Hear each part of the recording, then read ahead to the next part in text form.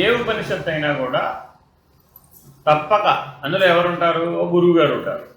ఆ గురువు గారు ఓ శిష్యుడి గారికి బోధించిన విధానమే ఉపనిషత్తు. గురువు గారు బోధించేటప్పుడు 4 వాక్యాలు ఉంటాయి. ఇప్పుడు మీరు బాగా గుర్తుపెట్టుకోవాలి. శ్రవణం చేస్తాం లేదా? శిష్యుడు ఏం చేయాలి? శ్రద్ధగా వినేవాడు ఎవడో వాడు శిష్యుడు. ఈ శిష్యులు 3 స్థాయిలో ఉంటారు. శిష్యులు ఎన్ని స్థాయిలో ఉంటారండి? 3 స్థాయిలు. ఒకరెవరు? శ్రవణం చేస్తూ ఉన్నప్పుడే వాడికి దర్శనం కూడా వచ్చేస్తుంది, అనుభవ నిర్ణయం అయిపోతుంది. మళ్ళీ వాడికి ఇంకా రెండోసారి చదువుకోకర్లా, రెండోసార్లు వినక్కర్లా, రెండోసారి ఏమి దాని గురించి ఆలోచించక్కర్లా. అర్థమేనండి? వాడెవడు? సత్శిష్యుడు, ఉత్తమ శిష్యుడు అంటారు వాడు. రెండో వాడు ఉన్నాడు, వాడెవడు? మధ్యమ శిష్యుడు. వీడెవడయ్యా అంటే ఇంటికి వెళ్ళి మళ్ళీ ఒకసారి చదువుకోవాలి, మననం చేయాలన్నమాట. శ్రవణం తర్వాత ఏం చేయాలి? మననం. ఇప్పుడు మీరు శివానంద లహరి ఒకసారి చదివారండి, వచ్చేస్తున్న వెంటనే అది చాలా కష్టం. అసలు మొదటిసారి చదవడమే కష్టం. అది 10 సార్లు 100 సార్లు చదివితే కానీ ఆ వరుస క్రమం పట్టుబడదు అనమాట. మరి ఆ మననం చేయాలా వద్దా? చేయాలి. శంకర్లు కూడా మనలాగే బాగా మననం చేసి మరీ చెప్పారట. ఆయన ఆశువుగా చెప్పాడంతే, ఓ ధారా ప్రవాహంగా చెప్పాడంతే. లహరి, ఓ ఆనంద లహరి, ఆనంద స్థితిలో ఉన్నాడు, టకటకా పాడుతూ పోయాడంతే. ఈ పక్కన ఉన్న వాళ్ళు ఎవరో రాస్తున్నారు, ఆయనే స్వయంగా రాయలేదు. ఆయన అన్నీ చెప్పేయడమే. చెప్పేస్తూ ఉంటే ఆ పక్కన ఉన్న వాళ్ళు ఎవరో టక టక టక టక వెంటనే పక్కన శిష్యులు ఉంటారు కదా, వాళ్ళందరూ రాస్తున్నారు అన్నమాట. అర్థమేనండి? జాగ్రత్తగా గమనిస్తే అలాగా. మరి అలా ఆశువుగా చెప్పి ఆయన ఎవరు? గురువు గారు. అర్థమేనండి? శిష్యుడు గారు ఎవరు? అలా జాగ్రత్తగా గమనిస్తే ఉత్తమ శిష్యులైన వాళ్ళు ఒకసారి వినగానే గ్రహించేసేయగలిగారు, ఆ దర్శనాన్ని కూడా పొందగలిగారు, ఆ అనుభవ స్థితిలో ఉండగలిగారు. రెండో వాళ్ళు ఎవరు? మధ్యమ శిష్యులు. వాళ్ళు ఎవరు? కొద్దిగా ప్రయత్నం చేయాలన్నమాట. ఇంటికెళ్ళి మళ్ళా మననం చేయాలి.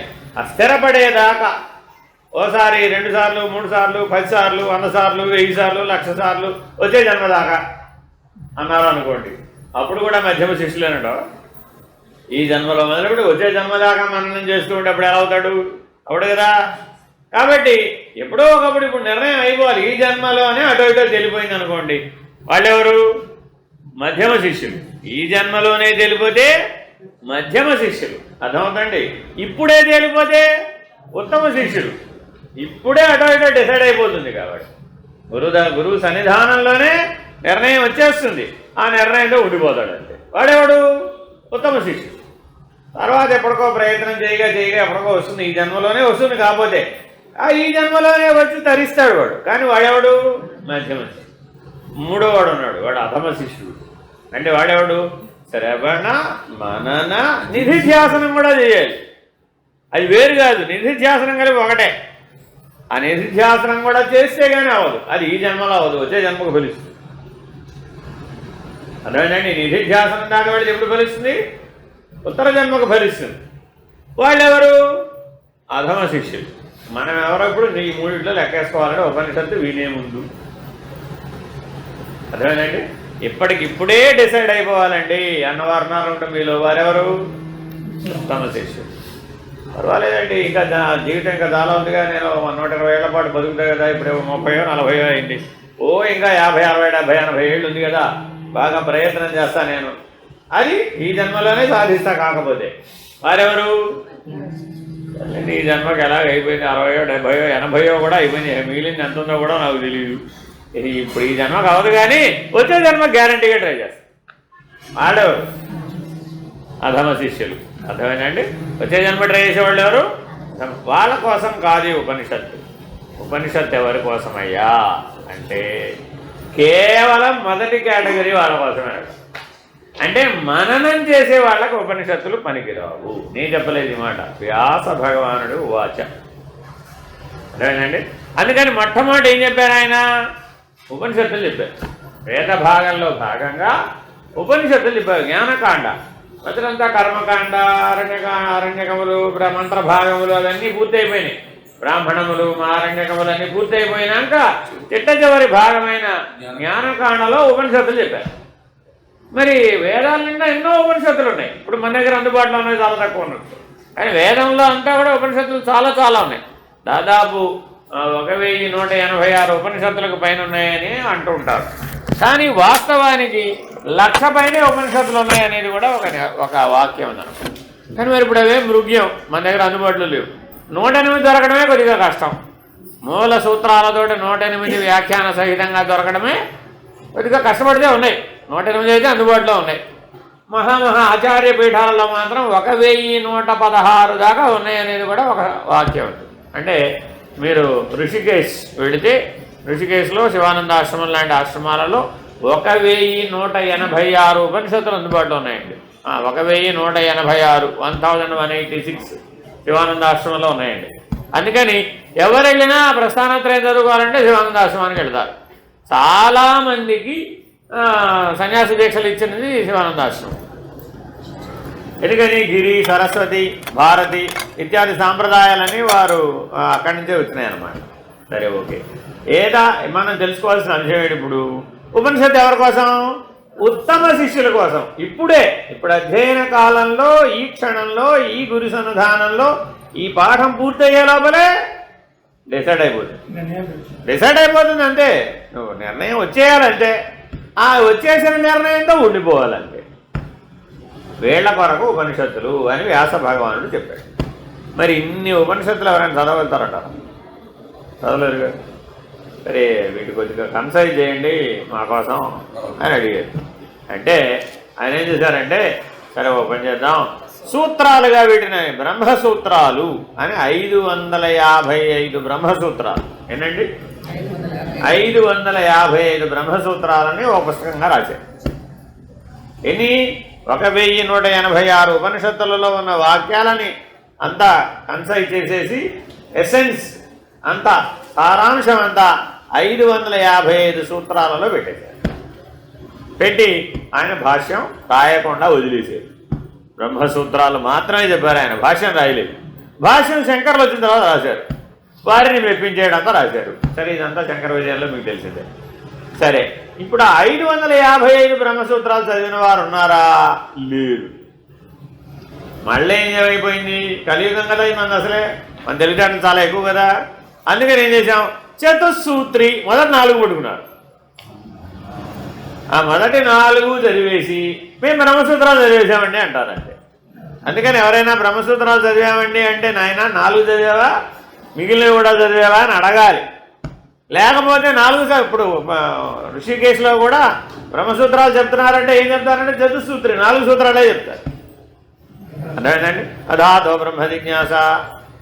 సరే, ఇప్పుడు అది వాటి జోలికి మనం ఇప్పుడు వెళ్ళక్కర్లేదు. ఇప్పుడు ఆ పాఠం రాదు, కుదరదు. అది మళ్ళీ వేరే విషయం. ఎందుకంటే వేదాంటోకి వెళ్తే ఇది చెప్పడం కుదరదు. సరే, ఈ ప్రస్థానాంతరంలో అది 2వ విభాగం. ఏమిటి? 1 ఉపనిషత్తులు, 2 బ్రహ్మసూత్రాలు. అర్థమైందండి? ఈ 2 మాకు అర్థం కావట్లేదండి, అసలు మాకేమీ బాగా అందుబాటులో మా ఊహ కాదు కదా, బుర్ర బదలు కొట్టుకున్నా కూడా తేలే అంశాలు కావు, కొద్దిగా తగ్గితండి అన్నారు. ఆయన ఏం చేశాడు? 18 పురాణాలు చెప్పారు. ఎవరికైతే ఇవి అర్థం కావడం లేదు వాళ్ళ కోసం ఏం చెప్పారు? 18 పురాణాలు చెప్పారు.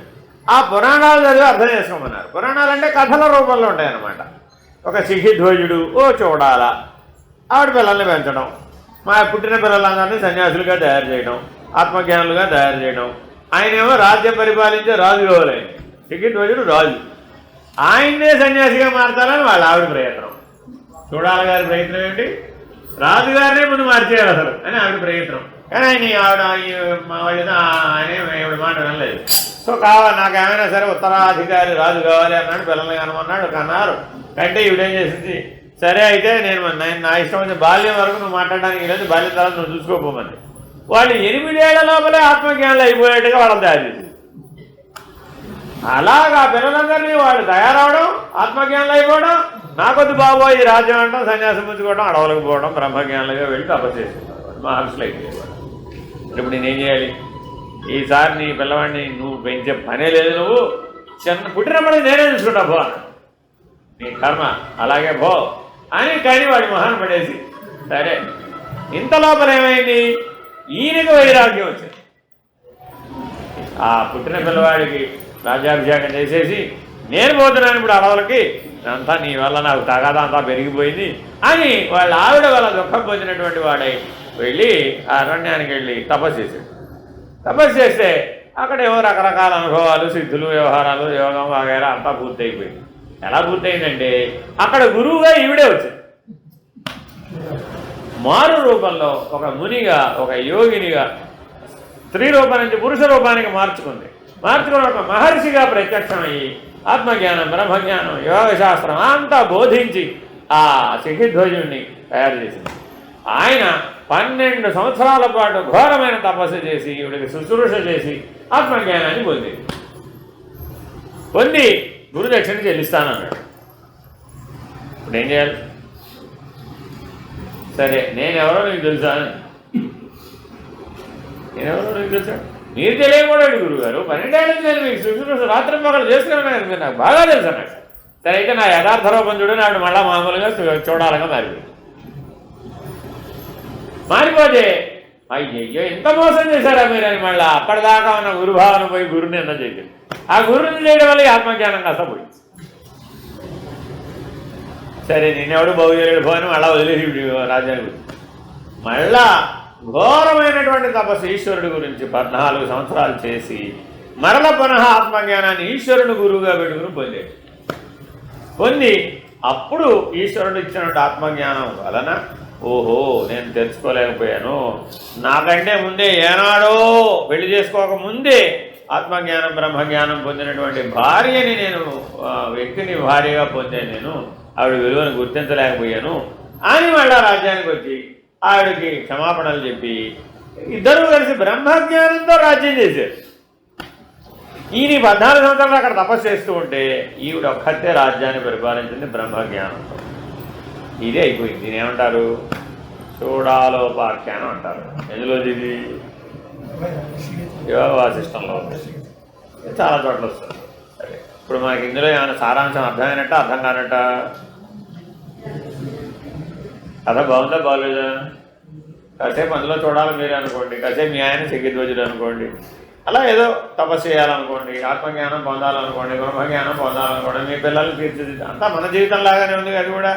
సో మన జీవితానికి అతి దగ్గరగా వచ్చినట్టుందా లేదా పురాణం ఇప్పుడు చూసుకోవడానికి? ఇలా 18 పురాణాలు చెప్పాడు. 18 పురాణాలలో 10 లక్షల కథలు చెప్పాడు. ఎన్ని చెప్పాడండి?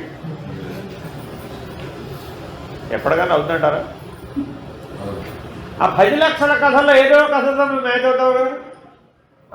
ఈ సినిమా నాకు మ్యాచ్ అయిందండి అన్నంటే, ఈ నాటకం నాకు మ్యాచ్ అయిందండి అన్నంటే ఆ 10 లక్షల కథల్లో ఏదో ఒక కథతో నువ్వు మ్యాచ్ చేసుకుని ఆత్మజ్ఞానం పొందాలి అనేది వ్యాస భగవానుడు ఉద్దేశం. అర్థమైందండి? మా వల్ల అది కూడా కావట్లేదు. మనవాడు అంతకంటే తెలియదు. ఏమంటే ఒక్క కథ చెప్పండి నాకు అర్థం కాదు, 10 లక్షల కథలు చెప్తావు. మా వల్ల జీవితంలో ఎప్పటికన్నా 18 పురాణాలు చదవడం అవుతుందంటారా? అయితే ఓ పని చేయండి, 700 శ్లోకాలు భగవద్గీత చదువుకోండి చివరికి. వీటన్నిటి సారాంశం అంతా కూడా భగవద్గీతలో ఉంది. కానీ అది కేవలం సారాంశం మాత్రమే. అంటే యథాతథ అర్థం కావాలి అంటే మళ్ళా ఉపనిషత్ భాష్యంతో అలాగే బ్రహ్మసూత్ర భాష్యంతో కలిపి చదువుకుంటేనే మీకు భగవద్గీత యథార్థంగా అర్థమవుతుంది. సరే, అంత మీరు ఎలాగూ చేసుకోలేని అన్నారు కాబట్టి ఈ 700 శ్లోకాల భగవద్గీత అయినా సరిగా అర్థం చేసుకోండి కూడా అన్నాడు. అది పంచమ వేదమైనటువంటి మహాభారతంలో ఇమిడ్చారు దాన్ని. అందుకని దానికి అనాసక్త యోగం. ఆ భగవద్గీత పేరేమిటండి? అనాసక్త యోగం. అంతే, దానికి మొత్తం 18 యోగాలకి పేర్లు కలిపి ఒకటే పేరు పెట్టారు. ఏమిటది? అనాసక్త యోగం. మహాభారతం అసలు ఒరిజినల్ పేరేమిటి? జయం. దాని పేరేంటండి? మహాభారతం కాదు, అది జయం. జయం అనే గ్రంథంలో అనాసక్త యోగం అనే అంకంలో ఈ భగవద్గీత 18 అధ్యాయాలను ఇమిడ్చారు. ఇది వ్యాస భగవానుడు మనకు అందించినటువంటి జ్ఞాన భాండాగారం. ఇంత పెద్ద జ్ఞాన భాండాగారంలో మానవ జీవితంలో మనకి ఇప్పుడు ఎంతకాలం అయిపోయినట్టు అంటారు? ఒక 50% అయిపోయిందంటారా? 40% అయిపోయిందంటారా? 60% అయిపోయిందంటారా? ఏమో, ఎవరికి తెలుసు? ఇదేనా కదా? మిగిలిన శేషం ఎంత ఉందో తెలియకపోవడమే ఒక ఆనందం. ఆనంద కారణంలో మిగిలిన ఎంత ఉందో తెలియకపోవడం కూడా ఆనంద కారణం. లేకపోతే రేపే పోతామని తెలిసిందనుకోండి, ఇంక ఇవాళ ఏడుచుకుంటున్నాడు, ప్రయోజనం లేదు. ఇదేనా కదా? కాబట్టి భగవంతుడు నీ శేష జీవితం ఎంత నీకు తెలియకుండా చెప్పాడు. నీకు ఆనందం పోయే పనులు ఏవి చేయాలా భగవంతుడు అన్నీ ఆనందం ఉండే పనులే చేశాడు.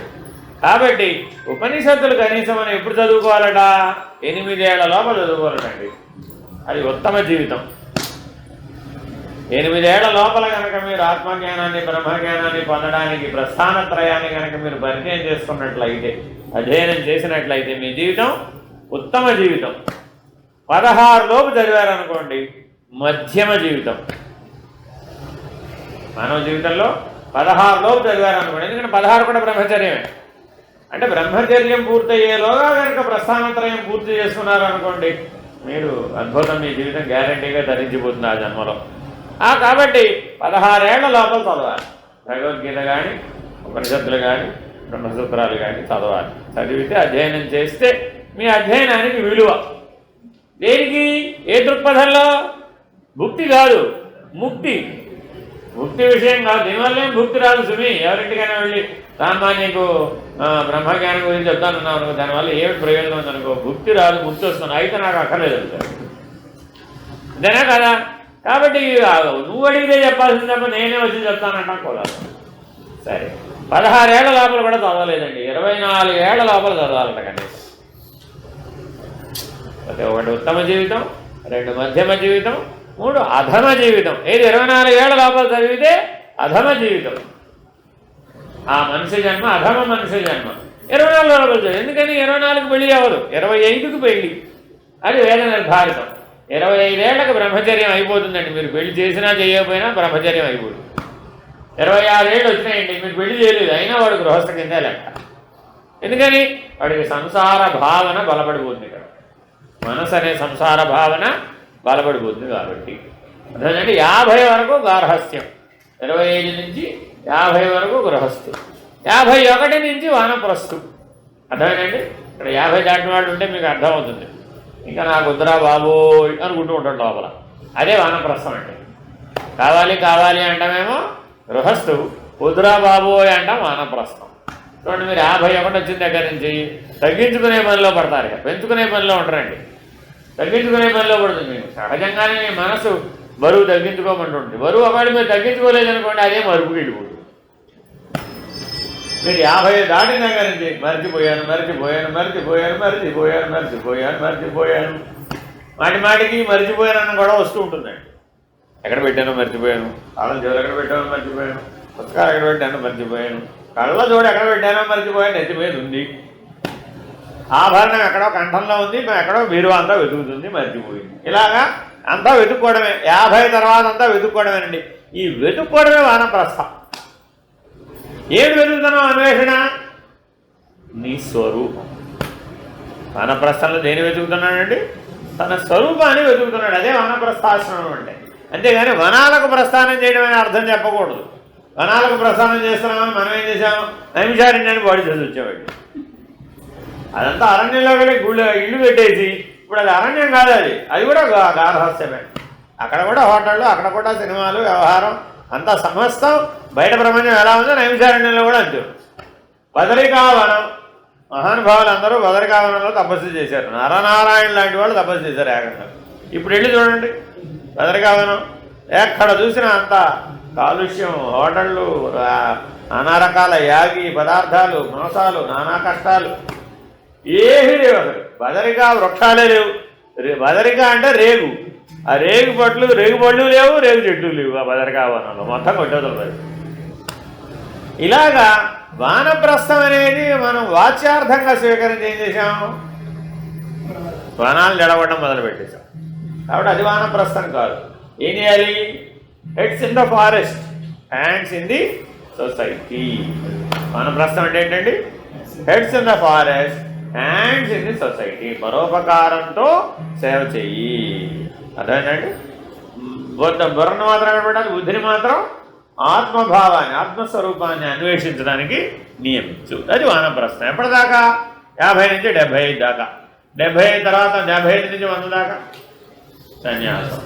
సన్యాసం అంటే ఏమిటి? సన్యాసం అనేది ఏమి? వదలుట. లోపలైనా బయటైనా, లోపలైనా బయటైనా వదలుట. అంతే, నీ ఇష్టం. ముందు లోపల వదిలేస్తే బయట అదే నిన్ను వదిలేస్తుంది. మీరు వదిలేయక్కర్లేదండి. బయట ఎప్పుడు మీరు వదలక్కర్లా. లోపల మీరు కనుక వదిలేశారనుకోండి బయట అదే మిమ్మల్ని వదిలేస్తారు. కాబట్టి మనం ప్రయత్నం అంతా ఎక్కడ వదలడానికి ప్రయత్నం చేయాలి? లోపల వదిలేయాలి అంతే. అర్థమేనండి? ఆ లోపల కనుక వదలగలిగితే సులభమే. ఇలా జాగ్రత్తగా మానవ జీవితాన్ని 100 ఏళ్ళని ఇలా విభజించారు. కానీ మానవుని ఆయుర్దాయం ఎంత? 120 శతమానం భవతి. ఆశీర్వచనం ఎంత? శతమానం భవతి అంటే 120 ఏళ్ళు. 100 మీద మానం అంటే 20. సంస్కృతంలో మానం అంటే 20 అండి. 5వ వంతు. 100లో 5వ వంతు ఎంత? 20 యాడ్. అది శతమానం 120 ఏళ్ళు. ఆ మిగిలిన 20 ఏళ్ళు బ్రహ్మనిష్టతో నువ్వు జీవించాలి. ఆ సన్యాసం 25 ఏళ్ళు అయిపోయిన తర్వాత 5వది అత్యాశ్రమి ధర్మం. 5వ ధర్మం ఏంటండి? అత్యాశ్రమ ధర్మం అంటారు దాన్ని. ఆ అత్యాశ్రమ ధర్మంతో ఆ 20 ఏళ్ళు జీవించాలి. అప్పుడు నువ్వు పూర్ణ జీవితం జీవించు. ఆరు ఈ రెడీ పరిధి. అసలు మనకి ప్రణాళికే తెలియదు. మన దగ్గర ఈ ప్రణాళికే లేదు. మరి ఇప్పుడు 50 ఏళ్ళు అయిపోయింది, ఇంకా భగవద్గీత చదవలేదు. 80 ఏళ్ళు అయిపోయింది, ఉపనిషత్తులు చదవలేదు. ఎప్పుడు చదువుతాం? ఈ ప్రస్థానం అధ్యయనం ఎప్పుడు చేస్తాం? అవగాహన ఎప్పుడు అవుతుంది? ఆచరణ ఎప్పుడు చేస్తాం? ఆ నిర్ణయంతో ఎప్పుడు ఉంటాం? మరి కాలహరణం అయిపోవట్లేదు కదా. ఎన్నింటికో సమయాన్ని కేటాయిస్తున్నామే తప్ప భుక్తి విద్యలు, భుక్తి విషయాలు, ప్రపంచానికి, సంసారానికి, అశాశ్వతమైన వాటికి ఎన్నింటికో సమయాన్ని కేటాయిస్తున్నామే తప్ప మరి దీనికి సమయాన్ని ఎందుకు కేటాయించడం లేదు? లేవా? గ్రంథాలు అందుబాటులో ఉన్నాయి, చెప్పేవాళ్ళు అందుబాటులో లేరా? ఉన్నారు. ఏమి లేదు అంటే శ్రద్ధావాన్ లభతే జ్ఞానం తత్పర సంయతేంద్రియ. కొట్టి శ్రద్ధ ఉంటే సరిపోదు నాయన, ఇంద్రియ నిగ్రహం కూడా ఉండాలి. తత్పర సంయతేంద్రియ, అప్పుడే జ్ఞానం వస్తుంది. చాలామందికి నేను శ్రద్ధతో శాస్త్రం నేర్చుకున్నానండి అనేవాళ్ళు, వేద పాఠం చదువుకున్న వాళ్ళు ఎంతమందో కనబడతారు మీకు ప్రపంచంలో. కానీ వాళ్ళకి ఏం లేదు?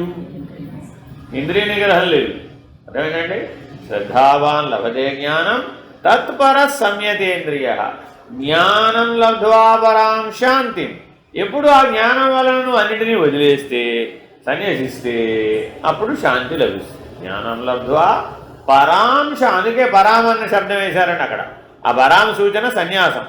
ఆ సన్యాస స్థితిని నువ్వు అనుభవిస్తే లోపల అప్పుడు ఆ శాంతి లభిస్తుంది. అర్థమైందండి? కాబట్టి జాగ్రత్తగా ఈ మూడింటిని మన జీవిత లక్ష్యాలుగా మార్చుకోవాలి. ఏమిటవి? శ్రద్ధ, ఇంద్రియ నిగ్రహం, శాంతి. ఈ మూడు ఉంటే మనకి తప్పక జ్ఞానం లభిస్తుంది. జ్ఞానం లభించాలంటే ఏముండాలండి? శ్రద్ధ, ఇంద్రియ నిగ్రహం, శాంతి. ఈ మూడు ఉంటే తప్పక స్వరూప జ్ఞానం లభిస్తుంది. సరే, శాంతి పాఠంతో ప్రారంభిద్దాం. సహనావతు సహనో భునక్తు సహ వీర్యం కరవావహై తేజస్వినామధీతమస్తు మా విద్విషావహై. ఓం శాంతి శాంతి శాంతి. హరి ఓం. శ్రీ గురుభ్యో నమః. హరి ఓం. ఇవి చదివేటప్పుడు ఒక నియమం ఉందండి. అంటే 32 మాత్రలు లెక్క పెట్టాలట. మాత్ర అంటే ఒక సెకండ్ అనుకోండి సుమారు. త్రుటి, రెప్పపాటు. అర్థమైందండి? దాన్ని మాత్ర అంటారు. 32 సెకండ్ల పాటు ఊపిరి పట్టడం రావాలట. నమస్తే అస్తు భగవన్ విశ్వేశ్వరాయ త్రయంబకాయ అది కూడా అంతే, 32 మాత్రలు ఉంటుందండి. అంటే చాలా వాటిల్లో, మంత్రాలన్నింటిలో కూడా ఈ 32 అనేది ఒక నియమం. ఈ 32 మాత్రల నిడివిలో రాయబడ్డాయి అన్నమాట ఇవి. శాంతి మంత్రాలన్నీ కూడా 32. ఒకవేళ కొన్ని పెద్ద ఉంటాయండి, భద్రంకర్ణే విష్ణుయామ దేవాహం అనేది 32లో అవ్వదు. అది 96. ఈ మాత్రలు పెరిగే కొద్ది అంతసేపు ప్రాణాన్ని నిలిపి ఉంచగలిగే శక్తి మనలో ఉండాలి. అంటే మధ్యలో గాలి తీసుకుని వదిలిపెట్టవు. ఒకసారి గాలి తీసుకుని ఆపి ఉంచి ఆ మంత్రపాఠం పూర్తి చేసుకుని అప్పుడు మళ్ళీ వదిలిపెట్టాలి. కుంభక స్థితిలో ఉండి దీన్ని మనం అనుసంధానం చేసుకోవాలి. చదవకటం అనకూడదు, అనుసంధానం చేయడం అంటారు. అంటే చదవడం అంటే ఊరికే లిప్సేక్, ఇక్కడి నుంచి చదవడం, దానికి శ్వాసతో అనుసంధానం లేదండి. కానీ ఉపనిషత్తులన్నీ మంత్రభాగాలు కదా, గుర్తుపెట్టుకోవాలండి. ఉపనిషత్తులన్నీ మంత్రభాగాలు అంటే అనుష్ఠానానికి రోజు మనం చదువుకోవాల్సిన అని అర్థం, రోజు శ్వాసతో అనుసంధానం చేసుకోవాల్సిన అని అర్థం. అర్థమైందండి? కాబట్టి అట్లా చేయడాన్ని ఏమంటారు? అనుష్ఠానం అంటారు. సరే, అధ్యయనము, అనుష్ఠానము, అనుభవము, ఈ 3 మాటలు గుర్తుపెట్టుకోవాలి. ఉపనిషత్తు ఎవరైనా సరే చదవకూడదండి, అధ్యయనం చేయాలి. ఉపనిషత్తులను ఏం చేయాలండి? అధ్యయనం చేయాలి. బ్రహ్మసూత్రాలను ఏం చేయాలి? అధ్యయనం చేయాలి. భగవద్గీతను ఏం చేయాలి? అధ్యయనం చేయాలి. చదవడం లాభం లేదండి. అండి చదవడం అంటే అర్థం ఏంటి? దానికి ఏమి మనసును పెట్టేయమని లేదు, హృదయాన్ని పెట్టేయమని లేదు, శ్వాసతో సమంగా అనుసంధానం చేసే పని లేదు. అలా వాటిని ఏమంటారు? చదవడం అంటారు. ఉదాహరణ చెప్తారు. మీరు మీ ఇంటి నుంచి ఇక్కడికి వచ్చే లోపల చాలా షాపులు నేమ్ బోర్డులు కనబడ్డాయా లేదా? చదివారా లేదా? దారిలో ఏ సెంటర్లో ఉన్నారు అంటే పలానాదేదో వాగు సెంటర్లో ఉన్నాను, లేకపోతే బ్రిడ్జి కింద ఉన్నాను, ఏదో చెప్తున్నారా లేదా? అవన్నీ మరి దారిలో బోర్డులన్నీ చదివి ఒకసారి చెప్పండి. ఇప్పుడు అది చదవడం అంటే. చదివి వెంటనే మర్చిపోవడాన్ని చదవడం అంట. మరవకుండా చదివితే అధ్యయనం అంటారు. Very very important. రెండింటికి తేడా తెలియాలండి. మరపు లేకుండా చదివారండి మీరు, అప్పుడేమిటి? అధ్యయనం. దాన్ని ధారణ అంటారు. ఏమంటారండి దాన్ని? ధారణ. వాడికి మరుపు ఉండదండి. ఇక మరుపు అనేది లేదు, అన్ని పుస్తకాలు ఇందులో ఉంటాయి. ఇక కాబట్టి అధ్యయనం అనే మాట ఎలా ఉండాలయ్యా? ధారణ. ఉదాహరణ చెప్తాం మీకు, సులభంగా అర్థం అవడానికి. ఓ వేద పాఠం చదువుకునే విద్యార్థి ఉన్నాడండి. వేద పాఠశాలకు వెళ్ళారు ఎప్పుడన్నా? లేదు. అయ్యో, ఎంత జీవితం అంతా ఎంతసేపు భోజనం నిద్ర, ఈ రెండే కనబడుతున్నాయంటే. మాలాగా చిన్నప్పటి నుంచి ఎప్పుడన్నా వెళితే తెలుస్తాయి. వేద పాఠశాలకు వెళ్ళామనుకోండి, 5 ఏళ్ల పిల్లవాడిని తీసుకొచ్చి అక్కడ అప్పచెప్తారు. ఆ 5 ఏళ్ల పిల్లవాడు మొదటి రోజు నేర్చుకున్న దగ్గర నుంచి 26వ సంవత్సరం వచ్చినప్పుడు సమావర్తనం చేస్తారు. అంటే మధ్యలో ఎన్నేళ్ళు నేర్చుకున్నాడు? 21 సంవత్సరాలు నేర్చుకుంటాడండి. సమావర్తనం రోజున పరీక్ష పెడతారు. సమావర్తనం అంటే ఏంటి? Convocation day. పరీక్ష పెడతారు ఆ రోజున. అదే పరీక్ష పెట్టి ఆయన పాస్ అయ్యాడండి, ఇంకా సమాజానికి పనికొస్తాడు, ఆయన వెళ్ళి సమాజాన్ని ఉద్ధరించవలసిన జ్ఞానంతో అని గురువు గారు సర్టిఫికేట్ ఇచ్చే రోజు. ఆ రోజున పరీక్షలో మొదటి రోజు చదువుకున్న పాఠం దగ్గర నుంచి 21 సంవత్సరాలు చదువుకున్న పాఠాల్లో ఎక్కడైనా వాడిని అడగవచ్చు. అంటే ఇప్పుడు ఎంత బాగా గుర్తుపెట్టుకోవాలండి. ఇప్పుడు మనం భుక్తి కోసం చదువుకున్న చదువులండి, అసలు అప్పుడు గుర్తుంటాయి. అసలు క్వార్టర్లీలో రాసిన హాఫ్ ఇయర్లీ ఉండదు, హాఫ్ ఇయర్లో రాసిన యాన్యువల్ ఎగ్జామ్ అయిపోయి మళ్ళీ వేరే క్లాస్కి వచ్చాడండి. ఇప్పుడు అది అధ్యయనం ఎలా అవుతుంది? మర్చిపోవడం కూడా అయింది. చదవడం ఏం కర్మ, చదవడం మర్చిపోవడం కూడా అయిపోయింది. కాబట్టి అవేం లాభంలో. అందుకని వేదమునకు చదవడం అని అనకూడదు, వేద అధ్యయనం. ధారణ అంటే ఒకసారి చదువుకున్నాడంటే ఇక మర్చిపోవడం అనే ప్రసక్తి రాకూడదు. అలా చదవాలి ఉపనిషత్తులు, అలా చదవాలి ప్రస్థానత్రయం. అంటే బ్రహ్మసూత్రాలు, ఉపనిషత్తులు, భగవద్గీత అధ్యయనం చేయవల్లే కానీ నేను భగవద్గీత కంఠస్థం చేశానండి అంటున్నారు ఈ మధ్యన. ఈ మాటలు ఎందుకు చెప్తున్నానంటే బయట సమాజంలో విని విని విని సంస్కరించవలసిన సమయం వచ్చిందని చెప్తున్నాను. కంఠస్థం చేయకూడదండి. కంఠస్థం చేయడం ఏమిటి? ఏమన్నా బట్టి బట్టి అప్పచెప్పే ఉప్పు కప్పు రంగు ఒక పోలిక నుండు, అది కూడా కంఠస్థమే. కానీ ప్రయోజనం ఏముంది? అర్థం తెలియకుండా చదివామండి, దానివల్ల ప్రయోజనం ఏముంది? అర్థం లేని విద్య వ్యర్థం, నిరర్థకం. అర్థమేనండి? కాబట్టి జాగ్రత్తగా అధ్యయనం ఎలా బాగా చేయాలి అంటే జీవితకాలం అంతా గుర్తుండాలి. పైగా ప్రతిరోజు శ్వాసతో అనుసంధానం చేయవలసినటువంటి మంత్రభాగాలు కాబట్టి అనుష్ఠానం కూడా చేయాలి. అధ్యయనము, అనుష్ఠానము. అదేనండి, అక్కడక్కడ మీకు టకటకా సూత్రాలు చెప్తున్నాం, అవన్నీ ఎలా గుర్తుండిపోయినాయి? అనుష్ఠానం. రోజు అనుసంధానం చేయగా చేయగా చేయగా గుర్తుండిపోతాయి అన్నమాట. అవి మన నిత్య జీవితంలో కూడా వచ్చేస్తాయి. అర్థమేనండి? ఆయం ఆత్మ బలహీనైన లభ్యతే, ప్రవచనాన్న లభ్యతే. ఆత్మ ప్రవచనాల వల్ల రాదు, బలహీనులకు రాదు, కర్మ వల్ల రాదు, దేని వల్ల రాదు. నా కర్మణ నా ప్రజ, ఇందాక వచ్చేప్పుడు రాగానే చదువుతున్నాడు, నా కర్మణ నా ప్రజా నిర్ధనైన త్యాగేనైకేన అమృతత్వమానసు. అన్నీ వదిలేస్తేనే అమృతత్వం వస్తుంది. అన్నీ వదిలేస్తేనే అమృతత్వం వస్తుంది. నేను రమ్మంటున్నాడు లోపల. అంటే వదిలించేవాడిని రమ్మంటున్నాడని ఆయన ఉద్దేశం. నేను ఎవరిని? వదిలించేవాడినే కానీ తగిలించేవాడిని కాదు. ఉపనిషత్తులు దేనికోసం చదవాలి? వదిలించుకోవడానికి చదవాలే కానీ తగిలించుకోవడానికి చదువుకోకూడదు.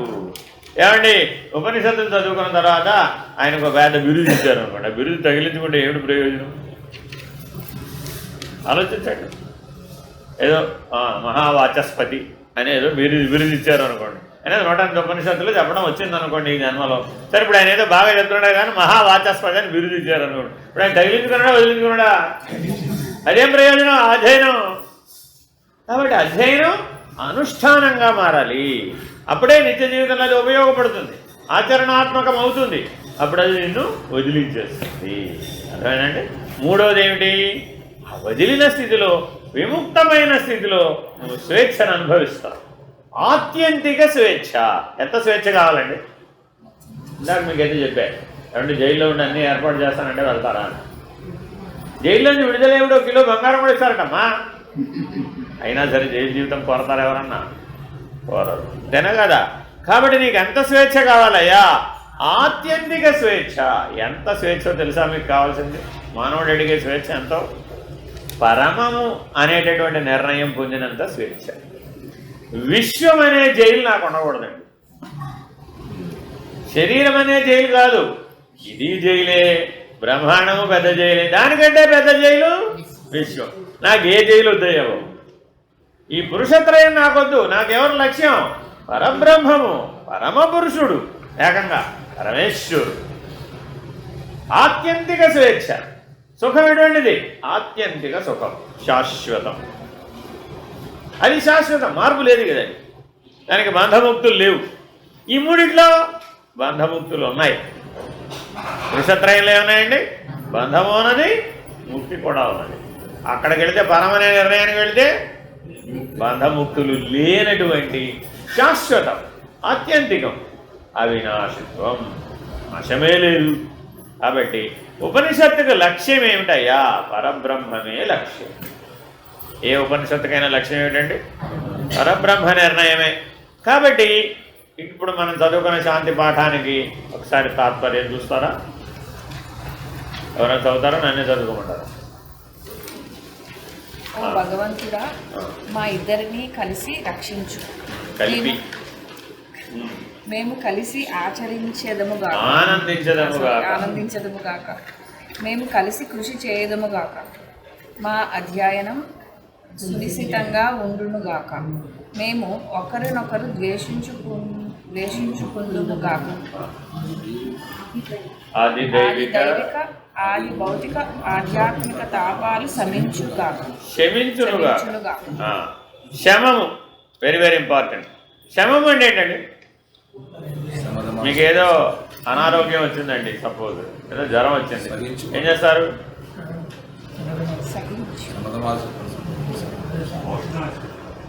ఔషధ సేవనం, ఏదో ఉపశమన వాక్యాలు. ఎవరికో దుఃఖం వచ్చిందండి, ఏం చేస్తారు? ఉపశమనం చేసేటటువంటి పని చేస్తారు. ఆ ఉపశమనం ద్వారా వాళ్ళ యొక్క బాధ తగ్గుతుంది. ఏం తగ్గుతుందండి? బాధ తగ్గుతాయి. దాని కదా ఓదారుస్తారా లేదా? దుఃఖాన్ని దగ్గర ఎవరైనా ఎడుస్తున్నాడు అనుకోండి, ఏం పర్వాలేదు అని ఓదారుస్తారు. అదేనా? అప్పుడు ఏమైంది? శామ్యతి, శమించింది. శామ్యతి శమః. శమము అనగా ఏమి? అంతరింద్రియ నిగ్రహమే శమము. అంతరింద్రియాలంటే మనసు, బుద్ధి, చిత్తము, అహంకారము, జ్ఞాత. ఐదోది జ్ఞాత కూడా ఉండాలండి. నేను లేకపోతే నా మనసు పనిచేసి ప్రయోజనం వేస్ట్. కాబట్టి మనసు, బుద్ధి, చిత్తము, అహంకారము, జ్ఞాత అనే నేను. సరే, మనసు అంటే ఏంటి?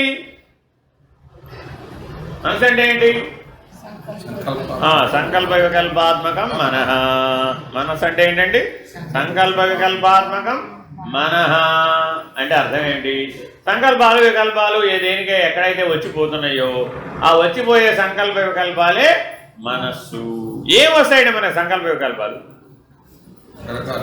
ఏమొస్తాయి మనకి సంకల్ప వికల్పాలు? అబ్బా, సంకల్ప వికల్పాలు ఏమిటి వస్తాయి మనకి? శోకము, మోహము, భయము, నిద్ర, వ్యవహారం. ఏమిటండి సంకల్ప వికల్పాలంటే? శోకము, మోహము, భయము, నిద్ర, వ్యవహారం. ఈ ఐదింటిని కలిపి ఏమంటారు? సంకల్ప వికల్పాత్మకం మనః. కాబట్టి నిద్రపోయేది ఎవరు? నిద్రపోతున్నది ఎవరు? కలగంటున్నది ఎవరు? మేల్కొంటున్నది ఎవరు? మరి నేను మేల్కొంటున్నాను, నాకు మెలకు వచ్చేస్తండి బాబోయ్. నిద్ర ఒకసారి పోయిందంటే మళ్ళా రాదులా నాయన. కొంతమందికి పిలవకుండానే వచ్చేస్తుంది, టైం అయితే చాలండి బెల్లు కొట్టినట్టుగా వచ్చేస్తుంది. సో కొంతమందికి రాత్రి 10 అయింది అనుకోండి, వాడు కూర్చోనివ్వండి, నిలబడినివ్వండి, పడుకోనివ్వండి, ఎక్కడ ఉండనివ్వండి. ధ్యానం చేస్తున్నారు అనుకోండి, కాసేపట్లో ఏమైపోయింది? అధ్యాత్మ విచారణ చేస్తున్నాం అనుకోండి, కాసేపట్లో ఏమైపోయింది? ఇదంతా మన బుర్రకి ఎక్కేది, నీకు అర్థం అయ్యే పని కాదు, కానీ నువ్వు సైలెంట్గా నిద్రపో అని లోపల ఒక ఆటో సజెషన్ ఇచ్చేస్తుంది. అది ఇవ్వగానే ఏమైపోతుంది? పైగా పాఠం 2 గంటలు పూర్తి అయిపోయినాక మొదట రెస్పాండ్ అయ్యేది ఆయనే, ఆ నిద్రపోయిన వ్యక్తే. ఏం చేశాడు? బాగా చెప్పారండి, బాగా అర్థమైందండి నాకు, అర్థమైందా? కాబట్టి ధ్యానం విచారణ దగ్గరకు వచ్చేప్పటికి నిద్ర అనేది పెద్ద అడ్డంకి. ఎందుకని మనసు ఏకాగ్రంగా ఉండాలి మరి, లేకపోతే ఆ విచారణ పట్టుబడదు. సంకల్ప వికల్పాత్మకం మనః అని ఈ మనస్సు ఎటో పోయిందనుకోండి, శోకం ఏంటో, మోహం ఏంటో, భయం ఏంటో, నిద్ర ఏంటో, వ్యవహారం ఏంటో, ఇక్కడ ఉంటాడు మనిషి, కానీ ఎక్కడో వ్యవహారం గురించి ఆలోచిస్తూ ఆ షేర్ మార్కెట్ పడిందో పోయిందో, నిన్న ఆల్రెడీ 10 లక్షలు నష్టం వచ్చింది, రేపు ఎంత వస్తుందో, రేపు లాభం. ఇప్పుడు ఉపనిషత్ విచారణ ఎప్పటికైనా ఎక్కుతుందంటారా? కాబట్టి ఈ 5 మీద పనిచేసే మనస్సు శమించిన మనస్సు కాదు. అదే ఎంత గొప్పగా ఈ మొదటి సూత్రంలోనే ఈ శమం అన్న మాట ఎందుకు వేశారయ్యా అంటే, ఉపనిషత్తు అధ్యయనం చేయాలి అంటే అర్హత, అంతేనా కదా? పిహెచ్డీ చదవాలంటే ఏం పాస్ అయి ఉండాలి? ఏదో దానికి తగినది ఎంఫిల్లో పాడో ఏదో ఎగ్జామ్ ఏదో ఉంటుంది కదా, అన్న మాస్టర్స్ పాస్ అయి ఉండాలా అక్కర్లేదా? 10th క్లాస్ పాస్ అయి ఉండగానే పిహెచ్డీలో అడ్మిషన్ ఇస్తారంటారా? ఎవరు కదా? అలాగే ఉపనిషత్తు చదువుకోవాలి అంటే శమించిన మనస్సు కలిగిన వారే అర్హులు. ఎవరండి అర్హులు? శమించిన మనస్సు. శమించిన మనస్సు అంటే ఏంటి? ఈ 5 తోచకుండా ఉండాలి. ఏ 5? శోకము, మోహము, వీటిని చెప్పకూడదు, ఈ జోరు చెప్పాలి. శోకము, మోహము, భయము, నిద్ర, వ్యవహారం. ఈ 5 తోచని వాడెవడో, ఈ 5 మీద మనసు పనిచేయని వాడెవడో వాడే శమించిన మనస్సు గలవాడు. అటువంటి శమించిన మనస్సు నాకు భగవంతుడు ఇచ్చుగాక. ఈశ్వరానుగ్రహం అని అంటామా లేదా? గుడికెళ్ళి వరం కోరుతున్నామా లేదా? ఏం కోరాలట? ఇది కోరాలట, శాంతి. ఈ శమించిన మనస్సు వల్ల మనకు కలిగే అనుభవం ఏంటండి? శాంతి. పేరు శాంతి అని పెట్టుకోవాలా, శాంతంగా ఉండాలంటారా? కానీ ఇప్పుడు మన పరిస్థితి ఏమిటి? పేరు మాత్రమే శాంతి, లోపలంతా అశాంతి. అప్పుడు వాడికి ఉపనిషత్తు ఏమైనా ప్రయోజనం ఉందంటారా? లేదు. కాబట్టి ఎవరికైతే శమించిన మనస్సు వల్ల శాంతమనే అనుభవం ఉందో అతడు ఉపనిషత్తు అధ్యయనానికి అధికారి. ఆ శాంతి ఈశ్వరానుగ్రహం వల్ల కలుగుతుంది, భగవద్ అనుగ్రహం వల్ల కలుగుతుంది. ఇంకా మేము ఇక్కడ ఏం చెప్పారో చూడండి, మా ఇద్దరిని కలిపి రక్షించుము. ఎందుకంటే రక్షించడం, ఉపనిషత్తు చదువుతూ ఉండగా శిష్యుడికి ప్రాణం పోయింది. ఇప్పుడు అధ్యయనం పూర్తయినట్ట అవనంట కాలేదు. వచ్చు ఆ గడియ రాకూడదని ఏం లేదు. భోజనం చేస్తూ పోయిన వాళ్ళు చాలామంది ఉన్నారు, పాఠం చెప్తూ పోయిన వాళ్ళు చాలామంది ఉన్నారు. అబ్దుల్ కలాం గారు పాఠం చెప్తూ పోయాడు. ఆయన జీవితం అంతా ఉపాధ్యాయుడే, మనం కదా ప్రొఫెసర్ గారే.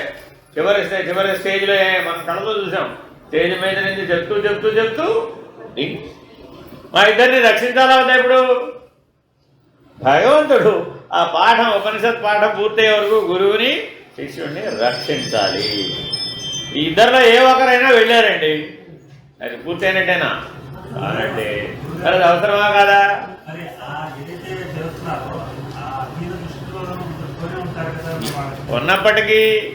ఉన్నప్పటికీ జ్ఞానం నిర్ణయం కాలేదుగా.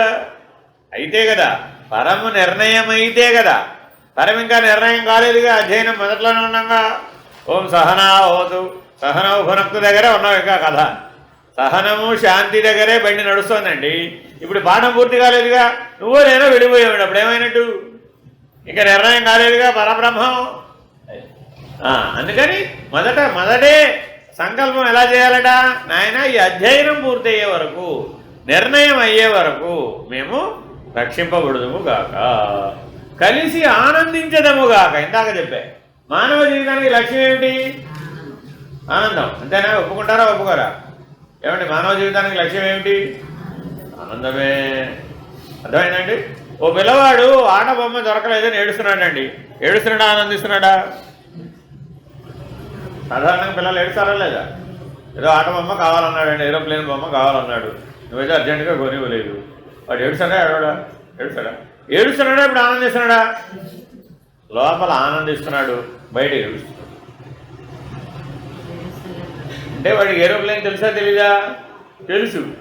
తెలిసినది బాహ్యంలో లభించలేదు, లోపల తెలిసిన దానితోనేమో ఆల్రెడీ ఆడేసుకుంటున్నాడు. ఆ ఆట ప్రత్యక్షానుభవంలో సత్యం కాలేదని ఏడుస్తున్నాడు. కానీ లోపల ఆల్రెడీ ఆట జరిగిపోతుంది. అక్కడ ఆట జరిగినప్పుడు అది ఆనందదాయకంగానే ఉంది. ఆనందం ప్రత్యక్షానుభవం వల్ల బలమైన ఆనందంగా మారింది. అంతే. ఆ బలమైన ఆనందానుభవం దొరకలేదని ఏడుస్తున్నాడు. మనమందరం ఇందాక దుఃఖ కారణం ఏమని చెప్పాడు? అసంతృప్తి, సంతృప్తి. ఈ రెండింటి మధ్య మనసు అటు ఇటు ఊగిసలాట, ఉయ్యాల ఊగడమే దుఃఖానికి కారణం. కాబట్టి ఇప్పుడు ఆ పిల్లవాడు లోపల ఏం చేస్తున్నాడు? ఆల్రెడీ ఆడేస్తున్నాడు. ఆ ఆట బయట సాధ్యం కాలేదని ఏడుస్తున్నాడు. మనం అందరం పెళ్ళిందుకు చేస్తున్నాం? గృహస్థాశ్రమాన్ని ఎందుకు స్వీకరించాం? ఎందుకు స్వీకరించారు? మీ శ్రీవారు, మీరు ఇప్పుడు పాఠం అయిపోతుంది కదా, ఇవాళ రేపు ఉపనిషత్తు పాఠం అయిపోతుంది కదా, ఇంటికి వెళ్ళంగానే అడిగారు మిమ్మల్ని, ఏమమ్మా ఏం నేర్చుకున్నావు అని. ఏం చెప్తావు? ఏదో చెప్తావు. సరే, ఆయన అడిగారు వెంటనే, ఇంతకీ నన్ను పెళ్ళి ఎందుకు చూసుకున్నావు అని. ఏం చెప్తావు సమాధానం? ఎన్నైనా సమాధానాలు చెప్పదు, అవునా కదా? వ్యవహారంలోంచి చెప్పాలంటే బోర్డు సమాధానాలు చెప్పచ్చు. కానీ అవేవి కాదు, అవన్నీ భుక్తి సమాధానాలు. ముక్తికి సంబంధించిన సమాధానం చెప్పాలంటే మోక్షం కోసం పెళ్లి చేసుకుంటారు. మోక్షం కోసం ఎవరైనా పెళ్లి చేసుకుంటారా? మోక్షం కోసం ఎవరైనా పెళ్లి చేసుకుంటారా? ఎందుకని? ఏ పనికైనా ప్రయోజనాలు 4. ఏమిటవి? ధర్మార్థ కామ మోక్షం. భోజనం చేసినా అదే ప్రయోజనం, నిద్రపోయినా అదే ప్రయోజనం, మేల్కొన్నా అదే ప్రయోజనం, ఉద్యోగం చేసినా అదే ప్రయోజనం. శరీరంతో ఏ పనైనా చెయ్యి, వాటి వల్ల ఏ ప్రయోజనం ఉంది? అయితే ధర్మం, లేకపోతే అర్థం, లేకపోతే కామం, లేకపోతే మోక్షం. అయితే ఉత్తమ ప్రయోజనం మోక్షం. ఉత్తమ ప్రయోజనం ఏంటంటే మోక్షం. కాబట్టి ఏ పనినైనా మోక్షం కోసం చేయొచ్చు. అప్పుడు మోక్షమే సిద్ధిస్తుంది. కాబట్టి ఆ మోక్షం అనే ఆనందం, మోక్షం అంటే ఏముందండి అక్కడ? ఆనందమే. ఏమిటి ఆనందం? ఆత్యంతిక ఆనందం. ఆనందానికి బ్రహ్మానందం అని పేరు. ఏంటంటే ఆనందానికి పేరు? గులాబ్ జామ్ తింటే బాగుంటుందా బాగుంటుందా? మోక్షం కోసం గులాబ్ జామ్ తింటాను అనొచ్చా? ఎన్ని గులాబ్ జాములు తినాలి? ఇప్పుడు 1,00,000 గులాబ్ జాములు తిన్నానండి, బ్రహ్మానందం నిర్ణయం అవుతుంటారా? ఓకే రండి. కాబట్టి కర్మ చేత నిర్ణయం కాదు, కర్మ చేత నిర్ణయం కాదు. మరి దేనివల్ల అవుతుంది? జ్ఞానం చేత అవుతుంది. బ్రహ్మానందం దేని చేత నిర్ణయం అవుతుందండి? జ్ఞానం చేత నిర్ణయం అవుతుంది. కాబట్టి అటువంటి జ్ఞానాన్ని సంపాదించి నేను బ్రహ్మానందం, కానీ మేము కలిసి ఆనందించడము కాక అన్న మాట అంట వెనకాల రహస్యం అది. ఇద్దరూ ఒకే బ్రహ్మానందాన్ని అనుభవించాలి ఉపనిషత్ అధ్యయనం ద్వారా. మేము కలిసి కృషి చేయడము కాక, గురువుగారు శిష్యుడు గారు జ్ఞానం పొందడానికి కలిసి ఆలోచించాలా? ఎవరి దోవలో వాళ్ళు ఉండాలంటావా? కలిసి ఆలోచించాలా. మా అధ్యయనము సునిశ్చితముగా ఉండునుగాక. సునిశ్చితం అంటే బుద్ధికి 3 లక్షణాలు ఉండాలండి ఎప్పుడూ కూడా. జ్ఞానం బాగా మనకి స్థిరంగా ఉండాలి అంటే సూక్ష్మత్వం, సునిశ్చితత్వం, తీక్షణత్వం. ఏముండాలండి? సూక్ష్మత్వం, సునిశ్చితత్వం, తీక్షణత్వం. ఈ 3 లక్షణాలు ఉన్నటువంటి బుద్ధి జ్ఞానానికి అధికారి. తస్మాత్ బుద్ధేస్తు ఆత్మని అంటాడు ఆత్మబోధలో ఆదిశంకరుడు. బుద్ధిని ఆత్మభావంలో నిలిపి ఉంచాలి అంటే సునిశ్చితమైన బుద్ధి ఉండాలి. మీకు అర్థమయ్యే భాషలో చెప్పాలంటే మీ ఆయన మౌనం మీకు ఎప్పటికైనా అర్థమైందంటారా? చెప్తేనే అర్థం కావట్లేదు, ఇంకా మౌనం ఎట్టా అర్థం అవుతుంది అంటారా? భార్యాభర్తలు ఎవరయ్యా అంటే ఒకరి మౌనాన్ని మరొకరు అర్థం చేసుకోగలిగిన వాళ్ళే భార్యాభర్తలు. వారి మౌనం మీకు అర్థం కాలేదనుకోండి మీ పెళ్ళి నిరర్థకం. మీ మౌనం వాళ్ళకి అర్థం కాలేదనుకోండి అప్పుడు కూడా మీ గృహస్థాశ్రమ జీవనం విఫలం. ఎప్పుడు సఫలం? ఎదుటివారి మౌనాన్ని మనం అర్థం చేసుకోగలగాలట, ఆ స్థాయికి చేరుకోవాలి. ఇప్పుడు అలా ఉన్నారంటారా వద్దంటారా? కాబట్టి ఉత్తమమైన దాంపత్యం అంటే ఒకరి మౌనాన్ని మరొకరు అర్థం చేసుకుని వర్తించడం, హృదయానువర్తిగా ఉండడం. ఈ మౌనం అనేది ఎక్కడ ఉంటుంది? హృదయ స్థానంలో ఉంటుందండి. మనం గాఢ నిద్రావస్థలో మాట్లాడుతున్నాంటారా? మాట్లాడలేదట. రోజు గాఢమైన నిద్రపోతున్నాం కదా, అక్కడ ఏమైనా మాట్లాడుతున్నామా? మాట్లాడటం లేదా? గాఢ నిద్రలో ఎలా మాట్లాడతావు? కళలో మాట్లాడుకుంటాం, గాఢ నిద్రలో మాట్లాడుకుంటాం. గాఢ నిద్రలో ఎక్కడికి చేరిపోయేప్పుడు హృదయ స్థానంలోకే చేరిపోతాం. కాబట్టి అక్కడంతా ఏముంది? మౌనమే ఉంది. కాబట్టి మెలకువలో కూడా ఎవరైతే హృదయ స్థానంలో మేలుకొని ఉంటారో, హృదయ స్థానంలో కదలకుండా ఉంటారో వాళ్ళకి మౌనం సహజంగా వస్తుంది. ఆ సహజమైనటువంటి మౌనం చేత ఎదుటి వాని యొక్క హృదయాన్ని వారు మాట్లాడకుండానే గ్రహించగలరు, వారి అంతరంగాన్ని గ్రహించగలరు. వారి మనసు ఎక్కడి నుంచి అక్కడికి ఎలా ఉయ్యాలి, ఎలా ఊగుతుందో సాక్షిగా ఉండి తెలుసుకోగలరు. మీలో ఉన్న ఈశ్వరుడు మీ హృదయ స్థానంలోనే ఉన్నారు. ఈ హృదయ స్థానాన్ని గుర్తించాలి అంటే సునిశ్చితమైన దృష్టి ఉండాలి. ఏముండాలండి? సునిశ్చితమైన దృష్టి ఉన్నవాడికే హృదయ స్థానం తెలుస్తుంది, లేకపోతే తెలియదు. హృదయం అంటే ఈ లబ్డపు కొట్టుకునే మాంసపిండం కాదు, సూక్ష్మ శరీరంలో ఉండేది, అది స్థూల శరీరంలో ఉండదు. కానీ ఆ సూక్ష్మ శరీరం అంతా హృదయ స్థానంలో ఉన్న చైతన్యం చేతనే నడుపబడుతుంది. బ్రహ్మాండానికి సంబంధించిన చైతన్యం కూడా ఆ హృదయ స్థానంలోనే ఉంది. అక్షర పురుషుడు ఆ హృదయ స్థానంలోనే ఉన్నాడు, క్షర పురుషుడు కూడా ఆ హృదయ స్థానంలోనే ఉన్నాడు. తరచి చూస్తే పురుషోత్తముడు కూడా ఆ హృదయంలోనే ఉన్నాడు. పురుషత్రయం అంతా ఆ హృదయ స్థానంలోనే ఉంది. మరి హృదయ స్థానాన్ని తెలుసుకోవడం అవసరమా కదా? కాబట్టి ఏ దృష్టి ఉంటే మీరు హృదయ స్థానాన్ని తెలుసుకోగలుగుతారు, ఆ దృష్టికి సునిశ్చితము అని పేరు. అర్థమైందండి? సరే, మీకు అర్థమయ్యే భాషలో చెప్పాలి అంటే ఎలా చెప్పాలి? మీ మెదడు లోపల రకరకాల న్యూరాన్లు ఉన్నాయా లేదా? అందరికి తెలిసిందే. లోపలన్నీ న్యూరాన్లు కనెక్ట్ అయిపోయి ఉంటాయని. ఆ న్యూరాన్ల మధ్య మనకి సంకేతాలు వెళుతూ వస్తూ ఉంటేనేగా మెదడు పనిచేసేది, అంతేనే కదా? ఒక్కొక్క న్యూరాన్ సైజ్ ఎంత ఉంటుంది? అదే ఎంత ఉంటుందండి? అదే ఎంత ఉంటుందండి? వెంట్రుకను 1000 భాగాలు చేస్తే ఎంత ఉంటుందో అంత సైజులో ఉంటాయట న్యూరాన్లు. అసలు ఒక వెంట్రుకను పెట్టుకోవడమే కొద్దిగా కష్టం. దాన్ని ఏం చేయాలి? 1000 టైమ్స్ డివైడ్ చేయాలి. 1000 చిరికలు చేస్తే కళ్ళ కనబడుతుంటారా? చేతో పట్టుకోవడం అంత సైజులో ఉంటాయట లోపల. అంత సైజులో మనలో గిరగిర గిరగిర గిరగిర గిరగిర తిరిగిపోదు చైతన్యం. అన్ని న్యూరో ట్రాన్స్మిటర్లు ఉన్నాయి. అన్ని న్యూరో ట్రాన్స్మిటర్ల మధ్య ఈ చక్రం అంతా తిరిగిపోతుంది. హృదయ స్థానంలో నుంచి ఈ న్యూరో ట్రాన్స్మిషన్ అంతా జరుగుతుంది. ఈ న్యూరో ట్రాన్స్మిషన్ కేంద్రం ఎక్కడ? దానికే సహస్రార చక్రం అని పేరు. మన భాషలో చెప్తే ఏమిటి? యోగ పద్ధతిలో సహస్రార చక్రమే హృదయ స్థానం. అది న్యూరో ట్రాన్స్మిషన్కి కేంద్ర బిందువు. ఇంతవరకు ఈ మెదడు మీద ఎన్నో పరిశోధనలు అయితే చేశాం కానీ ఇంకా కనుక్కోవాలా ఏది మోడర్న్ సైన్స్. కానీ యోగిక్ సైన్స్ కనుక్కుంది. సైన్స్ రెండు భాగాల్లో ఉంటుందండి, బహిర్ముఖమైన సైన్స్ ఒకటి, అంతర్ముఖమైన సైన్స్ ఒకటి. అంతర్ముఖమైన సైన్స్ యోగిక్ సైన్స్. వాళ్ళు కనుక్కున్నారు హృదయాన్ని ఎక్కడ ఏ కేంద్రంలో ఉంటే నీ ప్రాణ మనస్సులు కదులుతున్నాయి కదా, ఆ కదలిక ఆగిపోదు. ఒక చోట నువ్వు దృష్టిని నిలబెట్టి కనుక అలా ఉండిపోతే నీ ప్రాణము పనిచేయదు, నీ మనసు కూడా పనిచేయదు. అంతే. నువ్వు ఏదైనా చెడుకో, అక్కడ దృష్టి అలా పెట్టామండి. ఇప్పుడు బోర్డు మీద పాఠం చెప్తున్నాను, దృష్టి ఎక్కడ పెట్టాలి? ఇప్పుడు మీద పెట్టాలి. అంతేనా కదా? సినిమా చూస్తున్నామండి, సినిమా తెర మీద పెట్టాలి. అలా దృష్టి దాని మీద పెడుతున్నావు లేదా?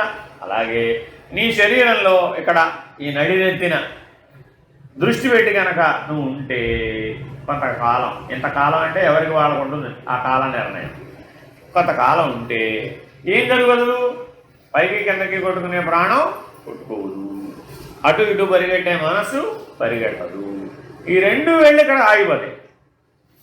ఈ రెండు ఎక్కడ ఆగిపోతున్నాయో అదే వాటి పుట్టే ప్లేస్. ఇలా మీరు హృదయ స్థానాన్ని కనుక మీరు తెలుసుకోగలిగినట్లయితే మీకు ఏ దృష్టి ఉన్నట్టు? సునిశితమైన దృష్టి ఉన్నట్టు.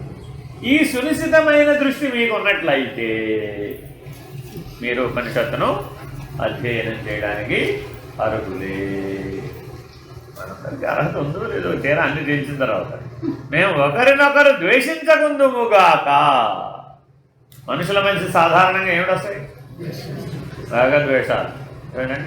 ఆ రాగద్వేషాలు లేకుండా ఉండాలి గురు శిష్యులు అంటే. ఎప్పుడు ఇది గుర్తుపెట్టుకోవాలంటే, ఏమంటే గురువు గారు నేను ఒకటి అడిగితే మీరు ఒకటి చెప్తారేంటి నాకు అర్థం కాదు అన్నాడు అనుకోండి శిష్యుడు గారు. అవినయం కదా, వినయ విధేయతలు లేవు కదా. మరి అప్పుడు ఏదో చెప్తామనుకోండి, చెప్తే మీరు చెప్పింది ఈ పుస్తకంలో ఏ పేజీలో ఏ లైన్లో ఉందో చెప్పండి అన్నారు. ఎక్కడే చెప్పాలి నీకు? ఎందుకని గురువుగారు శరీరం లోపల జ్ఞానంలో కొన్ని లక్షల పుస్తకాలు ఉంటాయి. ఆయన జీవితం అంతా చదివిన పుస్తకాలన్నీ ఉంటాయి. నీలాగా ఆయన మర్చిపోయే వ్యక్తి కాదుగా. ధారణ అంతేనా కాదా? మరి అంత ధారణ చేసిన వ్యక్తిని ఏ పుస్తకంలో ఏ లైన్లో ఏ మొదటి పేజీలో ఉందా చివరి పేజీలో ఉందా ఏ శ్లోకమో చెప్పండి అంటే అన్నీ అంటే చెప్పడానికి వీలు కాదు. అంతేనా కదా? మీరు మీ అమ్మాయికి వంట నేర్పుతారండి, అవునా కదా? వంకాయ కూర మాలతీ చంద్రుడు వంటల పుస్తకంలో 33వ పేజీలో 22వ లైన్లో 3వ పేజీలో ఉంది అంటావేమిటి? నువ్వు చేస్తే చూస్తే తెలిసిపోయేదానికి మళ్ళీ మాలతీ చంద్రుడు వంటల పుస్తకం ఎందుకు? అవసరం లేదు. అంతేనా కాదా? అలాగే అనుభవ జ్ఞానం నుంచి నేర్చుకునేదే బ్రహ్మజ్ఞానం, పుస్తక జ్ఞానం నుంచి నేర్చుకునేది కాదు. కానీ పుస్తకం అవసరమే, అధ్యయనానికి పుస్తకం అవసరమే. కానీ దీంట్లో ఉన్నదాని ముందు మనం హృదయ స్థానంలో ఉండాలి. ఇప్పుడు ఇందాక నేను చెప్పింది అదే. ఆ సునిశితమైన దృష్టితో హృదయ స్థానంలో నిలకడ చెంది నిత్య జీవితంలో అనుభవపూర్వకంగా మనం సంపాదించాలి. కాబట్టి అధ్యయనము, అనుష్ఠానము, అనుభవము ఈ మూడు పూర్తి చేసేటంత శమము, సునిశిత దృష్టి, రక్షణ, ఆనందము కలిసి చేసేటటువంటి కృషి ఇవన్నీ ఉండాలి అని ఈ శాంతి పాఠం చెప్తుంది. ఏమిటంటే ఆ శాంతి పాఠం?